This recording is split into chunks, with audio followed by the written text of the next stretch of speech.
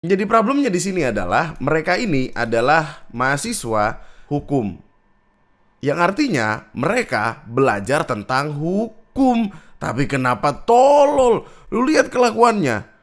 Kalau gue katain gak dijawab dianggap diterima asas perko. Apa?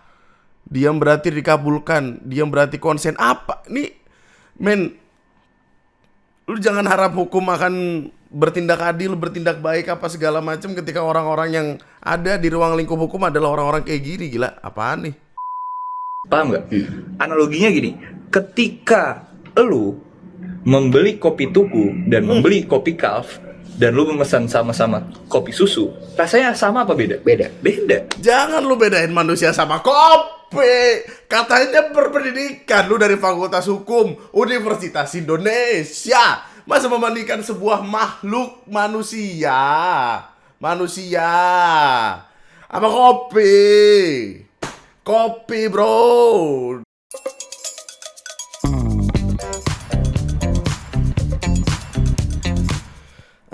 Hai, selamat datang di video gua kali ini dan selamat datang kembali di TNM. Selamat datang kembali di video lainnya di mana pembahasannya akan rada menyebalkan karena ini adalah tentang orang-orang berpendidikan datang dari kampus yang cukup ternama, salah satu yang paling besar di Indonesia, tapi hadir dengan kelakuan-kelakuan yang Masya Allah, Allahu Akbar, ada aja orang. Ini adalah tentang kasus grup chat FHUI yang gue yakin dari kemarin lu udah lihat berseliweran di mana-mana. Mungkin lu masih bingung ini adalah runutan tentang apa yang terjadi. Semuanya bermula ketika ada akun ini di Twitter, Sampah FHUI, dibuat khusus untuk ngeluarin unek-uneknya atau kekesalannya terhadap mahasiswa dari Fakultas Hukum Universitas Indonesia yang isi grupnya sangat amat tolol tentu saja. Gua nggak tahu ya perlu gue bacain satu-satu nggak sih, tapi intinya ada sebuah grup berisi 16 orang di mana orang-orang di grup ini tuh entah apa yang salah dengan pola pikirnya, entah apa yang salah dengan kebiasaan mereka bersosialisasi, tapi kata-kata yang keluar sangat amat tidak pantas. Gue lagi gladi, jujur pantatnya dari samping oke. Ya Allah, bajunya hari ini lengket banget kepada montok banget. Ya Allah, enak sih kata Ica di sandwich. Ya Allah, ini lu akan banyak istighfar deh ngelihat cecetan ini. Gua nggak tahu akan berapa banyak hal yang disensor di sini karena YouTube hadir dengan aturan ya. Tapi kalimat-kalimat yang keluar dari mereka intinya sangat-sangat merendahkan perempuan.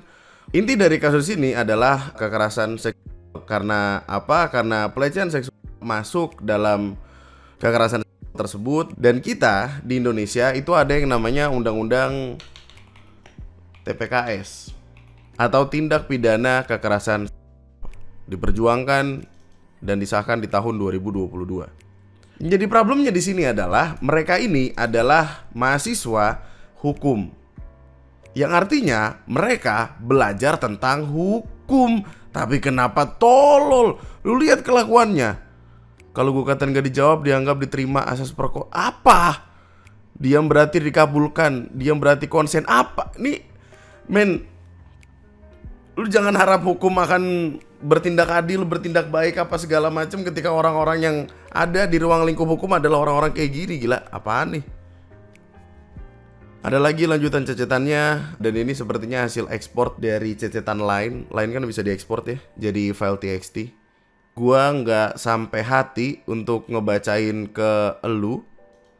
Cuma intinya semua cecetan ini sangat amat tolol. Mahasiswa yang seharusnya berpendidikan bersama teman-temannya ngetik hal-hal kayak gini tentang perempuan-perempuan yang ada di Civitas Akademia, di kampusnya mereka. Oh, sebenarnya sempat ada ketakutan nih dari mereka, kayak lucu juga ya sebenarnya apapun yang dia ketik itu gak jarang keluar dari mulut kita. Bedanya gak ke expose publik aja. Ini kalau isi grup keluar selesai, kekosongan jabatan di FH asli. Kita low-key DPR. Nah, dan itu adalah salah satu masalahnya. Mereka itu punya semacam jabatan di kampusnya mereka. Coba lu bayangkan hadir orang-orang kayak gini di lingkungan kampus dengan pola pikir yang seperti ini, yang menggampangkan sekali bercandaan-bercandaan seksis, yang menggampangkan sekali keluarin kalimat-kalimat kayak gitu adalah orang yang punya jabatan di tempat tertentu. Ah, come on.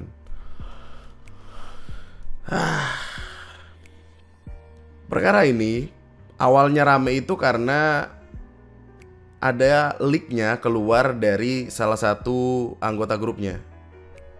Keluar juga karena hubungan asmaranya dia, hubungan percintaannya dia. Awalnya dari grup chat mahasiswa yang isinya candaan gak pantas, banyak ngomongin cewek dengan cara merendahkan dan mengarahkan ke pelecehan verbal. Awalnya ketahuan gara-gara beberapa mahasiswa tiba-tiba minta maaf di grup angkatan. Jadi orang-orang curiga, lalu chatnya bocor dan viral di media sosial. Ternyata ada sekitar 16 mahasiswa yang terlibat. Bahkan ada yang punya jabatan di organisasi kampus. Yang memberikan akses leak tersebut adalah salah satu orang di dalam grup itu. Ada yang nyebut dia sebagai whistleblower, ada yang nyebut dia sebagai justice collaborator. Tapi intinya gini, si salah satu orang ini punya pacar. Dia ada problem sepertinya sama pacarnya, entah apa. Terus pacarnya ngecek HP dia, HP si cowok ini. Diceklah grup tersebut, ada cecetan itu. Cecetan itu kemudian diekspor, disimpan, di screenshot apa segala macem. Lalu ceweknya ini megang akses, pacarnya megang akses, dan tersebarlah dari situ. Jadi gue nggak tahu dia bisa dibilang cepu atau enggak. Si whistleblower ini gue nggak tahu dia bisa dibilang cepu atau enggak. Tapi yang membuka tabir itu semua adalah pacarnya. Dan ketika cecetan itu tersebar, wah rame bro. Rame, orang marah semua, dicarilah nama-nama orang yang bersangkutan. Terus keluar video-video yang bersangkut. Lu denger video ini sumpah tolol banget video asli, gak bohong gua marah-marah sendiri ngeliatnya. Menurut gua kalau misalkan selingkuhnya itu udah di dalam suatu hubungan yang mengikat, Ada kopi itu. Oh iya kan. nggak, kalau misalkan selingkuhnya di dalam hubungan yang sudah mengikat dalam arti yang sudah ada ikatan perkawinan, itu gua udah Oh, salah. Itu salah. udah nggak ada. Itu udah nggak bisa dimaklumi. Iya, udah nggak. Tapi kalau misalkan perselingkuhannya dalam pacaran masih muda, pacarannya masih umur 20-an kecil, menurut gua ada hal yang bisa dimaklumi. Nggak ada yang bisa dimaklumin dari gitu, nggak ada. Kocak. Nggak apa, lu apa, kenapa? Datang dari mana ini tersebut? Congoreco, cocote, gateli, asu, bacila. Nyopo sih kon? Lu makan apa sih? Apa yang lu konsumsi? Paham nggak? Analoginya gini, ketika lu membeli kopi tuku dan membeli kopi calf dan lu memesan sama-sama kopi susu, rasanya sama apa beda? Beda. Beda. Jangan lu bedain manusia sama kopi. Katanya berpendidikan. Lu dari Fakultas Hukum Universitas Indonesia. Masa membandingkan sebuah makhluk manusia sama kopi. Kopi bro. Di-grinding, diaduk-aduk. Orang sama kopi. Urusannya sama hati sama perasaan, tiba-tiba kopi cup. Kopi tuku lagi, kopi. Ya Allah. Teli cuk, asu. Perkaranya rame, kemudian banyak lagi cecetan yang juga tersebar. Aduh, ya Allah. Gila, nggak sampai hati gue bacanya, men, gimana ya? Dia bahkan sampai ada titik di mana mereka dosennya sendiri. Dosen bro, ada di titik itu. Tidak hanya dosen, kakak dari salah satu dari mereka bahkan digituin juga. Keluar dengan kata epak. Epak ini bisa berarti dua sebenarnya, bisa berarti pakai atau dipakai, yang mana tetap salah, dan paksa. Sangat salah, terdengar lebih salah. Emang pasti salah. Tidak ada yang benar dari dua ini. Maksudnya ini kakak dari orang diantara lu sendiri gitu. Maksudnya kayak gak make sense, men. Gak masuk akal. Gila, apa yang terjadi dengan lu? Gua nggak tahu ya bagaimana lu bersosialisasi di lingkungan lu. Tapi kalau jokes-jokes yang keluar adalah jokes-jokes kayak gini, kayak orang-orang sinting berkumpul jadi satu gitu loh. Maksudnya kayak Kalau misalkan temen lu bener mah jangan gitu dong. Ini kayak orang sinting saling nyari afirmasi satu sama lain gitu loh. Pengen keren-kerenan. Angkatan 2023 men. Angkatan 2023 tuh kira-kira umur berapa sekarang ya? Dari situ Fakultas Hukum UI ngeluarin pernyataan. Fakultas menerima laporan mengenai dugaan pelanggaran kode etik yang juga berpotensi mengandung unsur tindak pidana terkait aktivitas sebagian mahasiswa. Berdasarkan laporan tersebut, Fakultas mengetahui beredarnya tangkapan layar percakapan yang diduga melibatkan mahasiswa dan memuat konten yang tidak pantas, termasuk indikasi. Fakultas mengecam keras segala bentuk perilaku yang merendahkan martabat manusia serta bertentangan dengan nilai hukum dan etika akademik. Fakultas akan melakukan penelusuran, terus verifikasi, akan menjunjung tinggi prinsip kehati-hatian. Kalau misalkan ditemukan pelanggaran, termasuk yang berpotensi melanggar hukum pidana, fakultas akan mengambil langkah tegas. Bla bla bla bla bla bla. Intinya ini yang ngomong dekan. Dan kalau kita lagi bicara tentang kode etik, mereka punya aturan tentang kode etik itu apa yang boleh, apa yang nggak boleh. Dan kalau misalkan dilanggar, ya sanksinya mungkin skors, mungkin sampai DO. Kita nggak tahu karena keputusannya belum diambil sampai sekarang. Masih ada investigasi yang akan dilakukan katanya. Orang-orang marah, menuntut transparansi.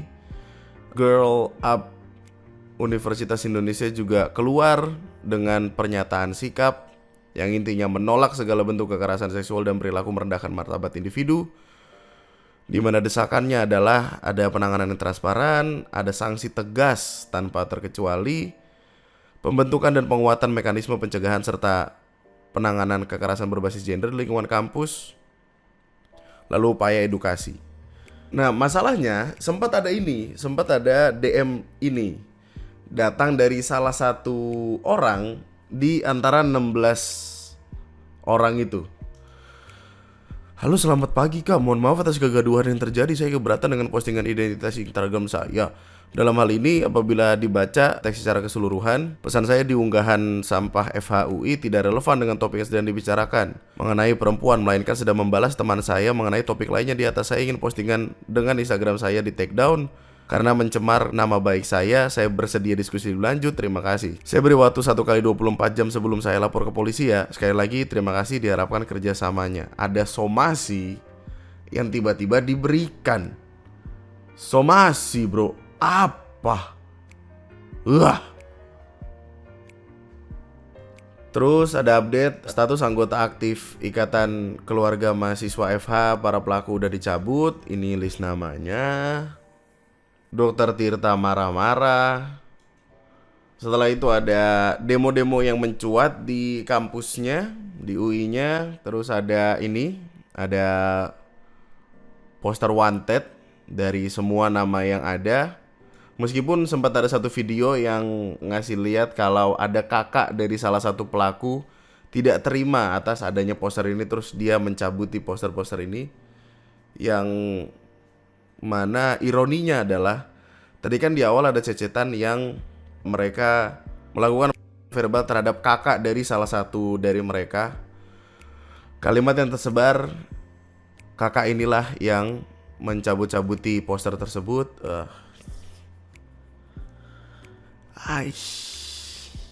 Tolong lu jawab, karena fakultas dan korban lain berjanji buat gak menggunakan relasi kuasa itu. Dan pun tadi, asal lu tahu, kakak lu juga mencabut poster-poster yang sudah ditempel oleh teman-teman lu dan lu. Dan gue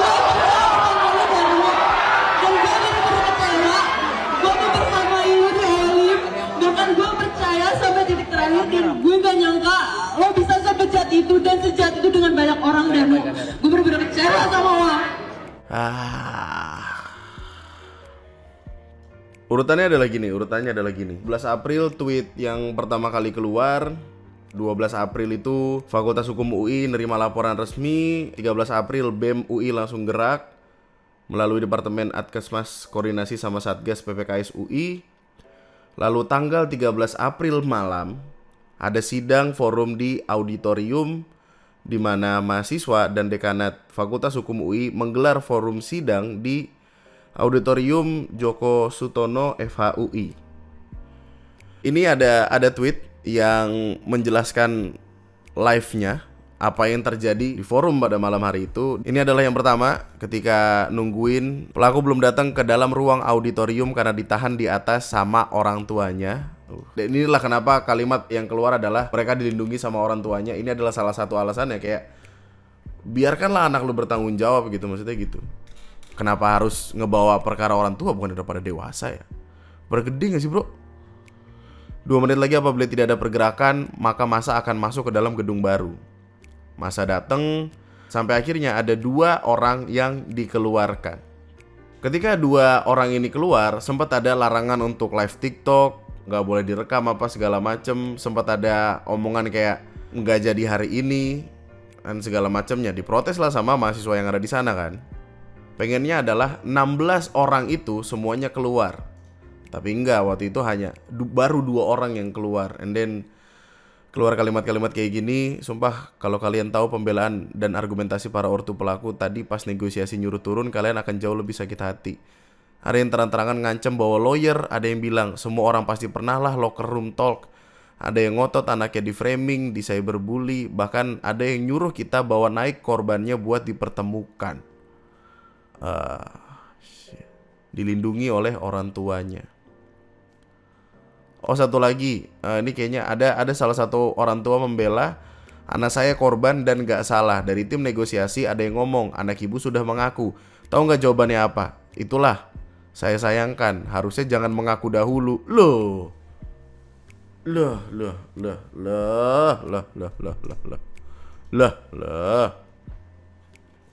Rame banget men. Kondisi rame banget. Sangat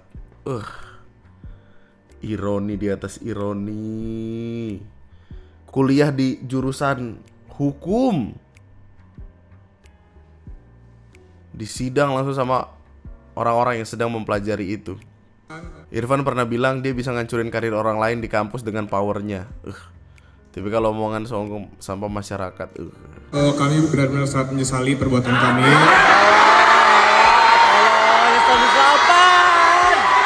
Mbak, tapi harus tahu, Irfan pernah bilang sendiri ke gua, dia bisa ngancurin karir orang di kampus dengan power. oh keluar tuh kali. Irfan pernah bilang dia bisa ngancurin karir orang lain di kampus dengan powernya. Well. Kalau kalian misalkan mau memaki dan segala macam, aku nggak bisa kontrol itu karena itu betulan bentuk cara kita reaksi yang memang dalam hal ini menghadapi kasus yang sebegini besar ya, sulit untuk dikontrol. Tapi tolong perhatikan, ada hal yang memang kalian mau sampaikan.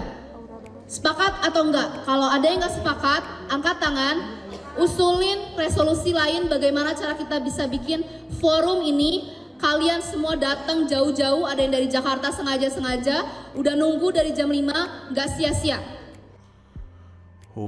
Ini salah satu yang disyukuri di hari itu ya, adalah datangnya pembicara yang cukup tenang untuk ngebawa forum ini ke arah yang jelas gitu.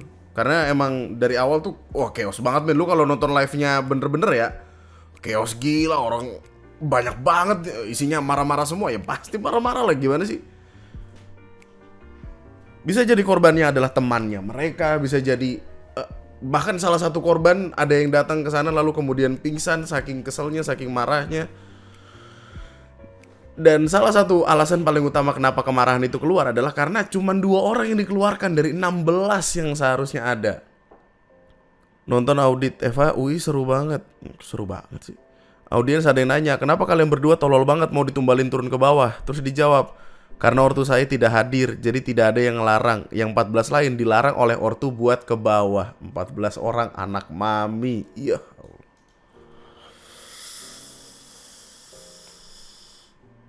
Terus ini ada salah satu omongan nih. Apa? Gua translate dia ngomong apa ya? Nih Van, anjir, downfall gak downfall juga sih. Terus ada yang ngomong, tapi nggak tahu itu suara siapa ya. Downfall jujur sih Van. Terus kata Irfan, kita cuma agak ke bawah dikit, tenang aja, nongkrongnya di kantas sekarang. Jadi ada obrolan Zoom-nya mereka. Terus Zoom atau cecetan gitu intinya. Di tengah-tengah itu ada yang masih ngomong kayak gitu. Jadi kayak Ada salah satu dari mereka ada yang ketakutan gitu kayak downfall nggak sih ini? Downfall nggak sih ini? Terus ada satu orang kayak sosokan nangin atau apa? Enggak, kita nggak downfall, ini cuman agak ke bawah dikit, tenang aja, kita masih bisa nongkrong di Kantas. Kantas itu kantin atas. Jadi kayak ada di antara mereka yang menganggap ini kasus yang ya udah aja. Yang padahal udah segede ini di internet, gila-gilaan kali. Lu lihat ada catatan ini. Anjay, orang tuanya lagi nahan biar anaknya nggak kaudit. Ortunya lagi manggil mobil barakuda. Kata ortunya ini udah anarkis, anak saya udah bukan pelaku tapi korban. Waduh.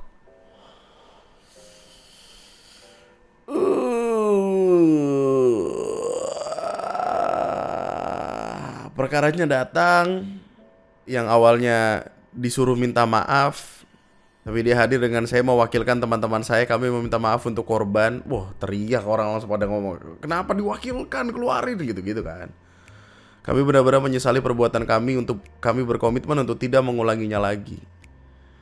Makanya orang jadi berpikiran mereka berdua ini hanya tumbal. Nego biar si 14 yang lainnya turun. Terus ada informasi orang tua datang sendiri, nggak ada yang ngundang. Gila, ini anak-anak orang kaya bagaimana ini, kayak spoiled brat aja. Terus dekan ada sempat ada naik ke gedung lainnya untuk ngomong sama orang tuanya. Orang tua dari 14 orang itu. Oh, ini yang tadi nih, video zoom call Irfan Kalis dengan seseorang. Anjir, downfall nggak downfall juga sih. Downfall jujur sih Van, kita cuma ke bawah dikit aja kok, nanti tetap nongkrong di Kantas. Gila, banyak banget istighfar gue, astagfirullahaladzim. Oh, ini ada kronologi grupnya. Grup lain dibentuk ketika masa maba oleh 10 orang karena tinggal di satu kos. Awal tujuan grup hanya untuk mempermudah komunikasi. Terus kemudian invite-invitan. Irfan dan Raffi, which is kedua orang ini, mengaku merasa grup chat mereka adalah ruang tertutup. Tidak ada yang melihat sehingga mereka merasa aman untuk kan perempuan. Mereka hanya mengikuti flow jokes dan tongkrongan sehingga akhirnya ternormalisasi oleh mereka menjadi kebiasaan buruk. Aish. Terus ini foto ketika 14 orang lainnya ada di dalam ruangan, pada nunduk, pada bengong, pada mikir, pada mungkin hadir dengan pikiran mereka masing-masing. Proses mencari tahu, ya Allah. Kok lu bisa sih pada cecetan di grup tuh sesantai itu? Kayak kalimatnya tuh yang kayak gitu gitu. Kenapa nggak ada yang lain gitu, kayak aneh dah. Sampai akhirnya semuanya turun, semuanya keluar, which is 16 orang di dalam grup itu. Ini adalah fotonya ketika mereka jalan, by the way.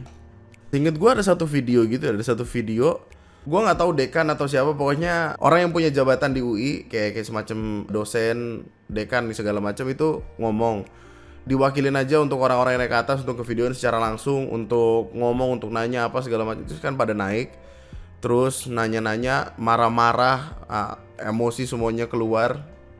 Di TikTok pokoknya ada yang sempat live sampai 2 jam deh di kondisi ini. Ini ketika pada naik, ketika mereka pada datang terus langsung pada naik mahasiswa-mahasiswa yang lain. Bener-bener pada semarah-marah itu. Wah, chaos gila men, chaos. Dan seinget gue ini lama banget loh. Mereka tuh ngumpul, maksudnya orang-orang datang buat ke forum ini tuh dari jam 5 sore. Kalau gue gak salah forumnya selesai tuh sekitar jam 2 pagi. Lama itu men. Dibuka dari jam 5 sore, selesai nyaris jam 3 pagi. Ratusan mahasiswa menyidang dan menyoraki pelaku KS, dekan, wadek, kaprodi, sebagian guru besar dan dosen-dosen pada hadir, gak ada yang pulang. Dekan berjanji akan menjatuhkan sanksi DO ke pelaku KS jika terbukti secara sah dan meyakinkan. Sidang etik yang akan dimulai Selasa ini, kawal terus progres. Kemarin dong. Sekarang hari Rabu soalnya gue record. Terus ada salah satu dosen yang namanya disebut di dalam grup itu, sampai nangis dosennya karena pernah terbayang gak main di kepala lu jadi seorang pengajar, tenaga pengajar, kemudian murid lu atau mahasiswa lu ngomongin lu dengan konteks yang sangat merendahkan. Ada tanya jawabnya. Foto pertama, Munif bilang dia lebih pilih disayurin karena dia ngerasa gak bersalah. Konteks dia yang capture dan share chatnya. Oh, Munif ini yang katanya whistleblower atau justice collaborator gitu-gitu ya. Yang padahal gue nggak tahu lu bisa menyebut itu atau enggak, karena kan pada akhirnya yang ngasih tahu ke halayak ramai adalah pacarnya, bukan dianya. Jatuhnya mah bukan cepu, jatuhnya dia emang lagi ada masalah sama pacarnya, terus pacarnya tahu. Valenza bilang best stuff by their look sebagai reward setelah kerja 1 tahun untuk muasin nafsu gua. Bilang siapapun nama korban sebagai bahan gesekan.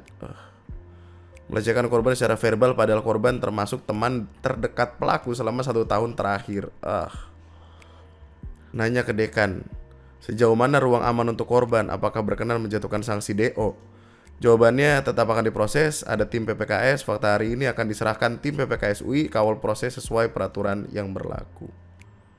16 orang bejat ini tadi bilang mau bertanggung jawab, hadapi sanksi, jangan minta bantuan orang tua kalian. Kalau bisa cabut, angkat kaki selamanya, karena Eva nggak pernah jadi ruang aman selama kalian masih berkeliaran di sini. Dan itu kalimat yang valid gitu, maksudnya selama mereka masih ada di kampus yang sama, selama mereka masih ada di ruang belajar yang sama bersama yang lain, rasa was-was itu akan tetap ada dan nggak akan ngerasa aman. Kita nggak tahu apa aja yang udah mereka lakukan. Terus update-nya ya forumnya kemudian selesai. Ketika selesai mereka diarak sama mahasiswa lain. Bener-bener chaos. Oh, atau ini ketika mau masuk ya? Nggak tahu, pokoknya chaos banget. Terus ditutup dengan jangan lupa sampahnya dibuang. Iya betul banget. Jangan lupa sampahnya dibuang. Ada yang teriak sampahnya di depan. Dosennya bilang iya betul banget. Dan forumnya selesai. Lalu Aliansi Badan Eksekutif Mahasiswa kemudian mendesak kampus untuk menggelar sidang etik dan menjatuhkan sanksi DO. Posisi orang tua pelaku ya. Dari kami sendiri, kami nggak terlalu peduli terkait hal tersebut. Kami juga nggak mencoba untuk mencari tahu, kami tidak mencoba untuk mengonfirmasi. Mau orang tua pelakunya siapapun, menurut saya sudah tidak relevan. Perlu atensi serius dari kampus dan dari beliau selaku rektor. Wakil Ketua BEM menyebut terduga pelaku tidak menunjukkan penyesalan, bahkan mengklaim memiliki backing di lingkungan kampus. BEM UI menegaskan tidak boleh ada intervensi dalam proses penanganan dan meminta pengawasan dari Kementerian Pendidikan Tinggi, Sains, dan Teknologi. Sementara itu, kuasa hukum korban ngasih tahu kalau ini udah berlangsung dari 2025, melibatkan puluhan korban, termasuk mahasiswa dan dosen, yang menilai sanksi DO merupakan langkah paling tepat. Dan ya, mari kita tunggu hasilnya kayak apa. Pada akhirnya kita hanya bisa menunggu update-nya dari UI gimana, dari Satgasnya gimana, apa segala macem. Keputusannya akan dikeluarkan. Gue nggak tahu dalam waktu cepat atau lambat, tapi semoga keluar hasilnya. Kabar terbarunya terakhir yang gue tahu adalah ada minta maaf copy paste dari masing-masing dari mereka. Gue nggak tahu ini mereka janjian atau gimana, tapi copy paste semua. Terus ini ada sudut pandang yang sepertinya menggambarkan kenapa banyak cowok bisa nyaman ngomongin perempuan secara objektifikasi di grup private, karena ada yang namanya disinhibisi online, selalu merasa aman, anonim, dan cuma di grup otak kita jadi lebih berani ngeluarin sisi yang biasanya ditahan. Ditambah lagi efek peer pressure di otak. Ini berkaitan dengan sistem reward, dapat respon haha, anjir, setuju, dianggap lucu, dianggap bagian dari circle, dopamin naik. Lama-lama perilaku itu dipelajari sebagai sesuatu yang menyenangkan dan normal. Oleh karena itu, jangan dinormalisasi, jangan yang aneh-aneh. Gue juga nggak tahu sih, emang lu mau temenan ya sama orang yang gaya bahasanya gitu? Gue sih aneh banget dah. Enggak, lu bisa lancar banget mulutnya ngomong-ngomongnya kayak gitu kayak bingung gue. Jadi kan grup WhatsApp itu hanyalah sebagai grup pada umumnya, men, gak usah yang aneh-aneh. Grup lain, grup WhatsApp, grup tele, apalah itu. Jadi kan grup WhatsApp bersama teman-teman lu hanyalah sebatas lu pengen janjian pergi kemana tapi nggak jadi-jadi udah setahun. Nah udah gitu aja udah basa-basi, lebaran mau datang ternyata nggak datang, bukber ternyata nggak ada, gitu aja. Aneh-aneh banget dah kelakuan. Fakultas Hukum Universitas Indonesia, ya Allah. Lu bisa tuliskan opini dan pendapat lu di kolom komentar di bawah. Kalau misalkan ada yang kurang bisa ditambahkan. Kalau misalkan ada yang perlu dikoreksi mohon dituliskan. Terima kasih sudah menonton video ini. Semoga kita tidak menjadi bagian dari sesuatu yang rendah seperti ini ya. Terima kasih banyak atas waktu luangnya. Kita akan ketemu lagi di video selanjutnya. Nama gue Andri, sekian dan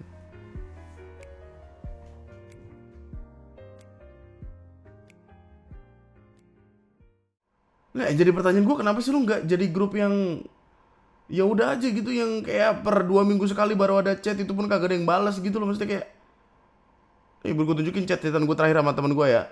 Windu, this message was deleted. Guys, Ricky nanya, kenapa Ndu? Windu bilang nggak jadi deng. Gue nanya, kenapa Ndu? Windu bilang Raur ada tuh di bawah Raur. Itu gitu aja grup, nggak usah aneh-aneh. Gak jelas pada. Cabut boy.